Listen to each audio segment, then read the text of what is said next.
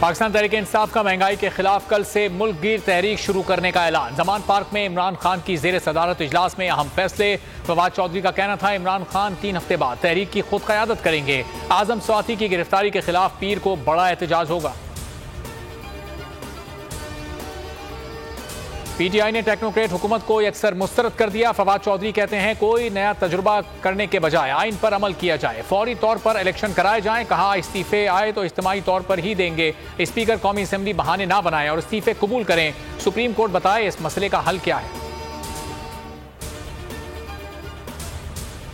तहरीक इंसाफ ने जो कहा सच कर दिखाया। कौमी असेंबली से इस्तीफे देने के लिए स्पीकर के पास जा पहुंचे। अरकान ने वाज़ेह किया किसी सूरत ऐवान में नहीं आना, इस्तीफे मंजूर किए जाएं। असद कैसर कहते हैं कवायद के मुताबिक इस्तीफे दे चुके। कासिम सूरी इस्तीफे मंजूर कर चुके। स्पीकर से पूछा क्या 11 MNAs आपके पास आए थे? राजा परवेज अशरफ के पास कोई जवाब नहीं था। इस्तीफों को गैर कानूनी तौर पर रोक रखा गया। कासिम सूरी बोले इलेक्शन की आवाज सुनते ही ये डर जाते हैं। ये 75% पाकिस्तानियों की आवाज है।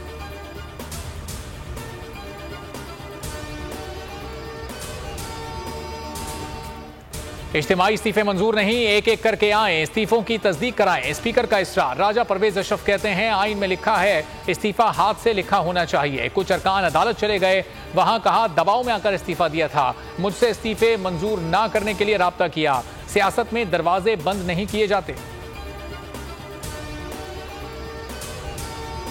वज़ीर आज़म शहबाज शरीफ से army chief general Asim Munir की मुलाकात। कल बुलाए गए कौमी सलामती कमेटी के इजलास के हवाले से तबादला ख्याल। हुकूमत ने मुल्क में बढ़ती दहशतगर्दी को रोकने के लिए अहम इजलास बुलाया है। इजलास में नेशनल एक्शन प्लान पर अमल दरामद का जायजा लिया जाएगा। आला सिविल और अस्करी हुक्काम शरीक होंगे। बलूचिस्तान और KP में दहशतगर्दी के वाक़यात की वजूहात जेर बहस आएंगी। कल अदम TTP से मुज़ाकरात। माजी के मुआहदों पर अमल दरामद पर बात होगी। जिला कुरम में सिक्योरिटी फोर्सेज और दहशतगर्दों के दरमियान फायरिंग। 3 फौजी जवान वतन पर कुर्बान हो गए। शहीदों में सूबेदार शुजा मोहम्मद, नाइक मोहम्मद रमजान और सिपाही अब्दुल रहमान शामिल। 2 दहशतगर्द हलाक। असला गोला बारूद बरामद। ISPR के मुताबिक दहशतगर्द सिक्योरिटी फोर्सेज पर हमलों में मुलव्विस थे। पाक फौज दहशतगर्दी की लानत को खत्म करने के लिए पुरअज़्म है। बोल ने जगाया तो इंतजामिया को भी होश आया। बोल न्यूज ने मुजफ्फराबाद के करीब पीर जनासी में बर्फबारी के बाइस सयाहों की 30 गाड़ियां फंसने की खबर नशर की तो इंतजामिया की दौड़ें लग गईं। कमिश्नर मुजफ्फराबाद मसूदुर रहमान की बोल न्यूज से खुसूसी गुफ्तगू। कहा 200 से 250 अफराद फंसे हैं। फंसे अफराद को करीबी होटल्स मुंतकिल कर दिया गया। घटाएं बरस पड़ी, जाड़े ने धूम मचा दी। पंजाब, खैबर पख्तूनख्वा, बलूचिस्तान के मुख्तलिफ शहरों में बारिश से सर्दी बढ़ गई। बर्फ के गाले गिरने से मनाजिर दिलफरेब। मलका कोहसार मरी में सयाहों का रक्स। गलियात, नथिया गली और वादी नीलम में भी सयाहों का रश। अताबाद झील समेत कई झीलें जम गईं। सयाहों को ड्राइविंग में एहतियात की हिदायत। कराची में आज रात से सर्दी बढ़ने की पेशगोई। इत्तेहादी हुकूमत का महंगाई के सताए अवाम को नए साल का तोहफा। यूटिलिटी स्टोर्स पर चीनी, आटा और घी महंगा। चीनी 19 रुपए महंगी। घी की फी किलो कीमत में 75 रुपए का इजाफा। आटे का 20 किलो का थैला 496 रुपए महंगा हो गया। नई कीमतों का इतलाक 1 जनवरी से होगा।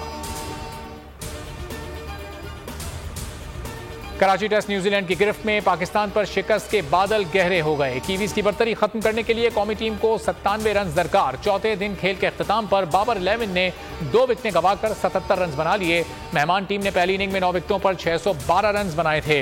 अबरार अहमद ने 5 और नुमान अली ने 3 विकेटें हासिल की। हेडलाइंस आपने जानी। मजीद खबरों और अपडेट्स के लिए विजिट कीजिए bolnews.com। अब आप देख सकेंगे प्रोग्राम ऐसे नहीं चलेगा। देखते रहिए बोल न्यूज।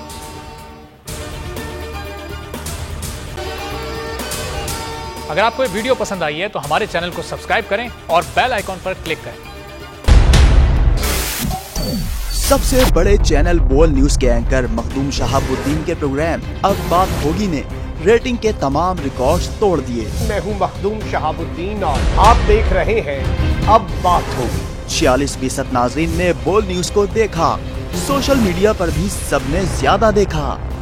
सब्सक्राइब करें और बेल दबाएं ताकि कोई खबर रह न जाए।